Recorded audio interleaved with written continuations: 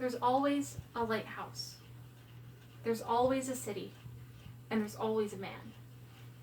BioShock may delve us into different worlds, but these three principles always remain the same. Today I'll be discussing the video game BioShock.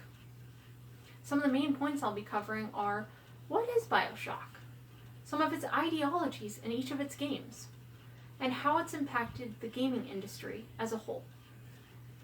How do I know all of these things? I have owned and played all of the games on various occasions throughout the years.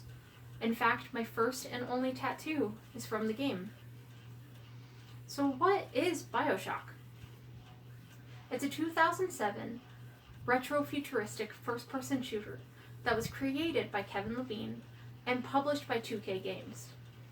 It was put on various platforms for all to enjoy. During the story, you play as the sole survivor of a plane crash in the mid-Atlantic, known as Jack. You find the entrance to the underwater city of Rapture through a lighthouse. The city is dystopian, run down, and full of genetically modified monsters and criminals due to the drug known as Adam. Your only goal is to survive using genetic enhancements, weapons, and through your only comrade, Atlas. Is this your only goal? So you may think. In the first game, Andrew Ryan, the creator of the city, is the main antagonist. His ideology is based on Ayn Rand's objectivism, which led to the city's downfall in the first place. On February 5th, 2014, Craig Biddle of the Objective Standard writes, "Morally, objectivism advocates the virtues of rational self-interest. Virtues such as independent thinking, productiveness, justice, honesty, and self-responsibility." In the second game, Sophia Lamb is the new antagonist and the new overseer of Rapture. She has a cult following that is based on the ideology of utilitarianism.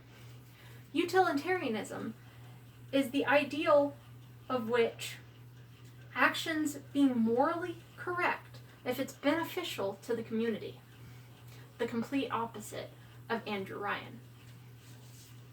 In the third installment, Zachary Hale Comstock, also known as the Prophet, is the new creator of the city known as Columbia. Columbia is filled with American propaganda, ideology, and religion. Lou Keston of the Sydney Morning Herald writes on March 27, 2013, "Levine aims at a wider target, American exceptionalism, the idea that the United States is inherently morally superior to the rest of the world." Now, 10 years later, BioShock is still regarded as a classic due to its political philosophy, art, and gameplay. Most will probably reference its illusion of choice. In David S. Hyman's article, Reflection on BioShock 10 Years Later, published January 1st of 2018, the design ideas it offered to the hybrid FPS RPG genre, which it refined and ultimately popularized, was further modified by many best-selling games that came out in the years immediately after its success. Fallout 3, Borderlands, Deus Ex Human Revolution, and many other games. So overall, we've discussed what is BioShock, its ideologies in each of its games, and how it's impacted the gaming industry. Just as it's impacted the gaming industry, it's impacted me personally.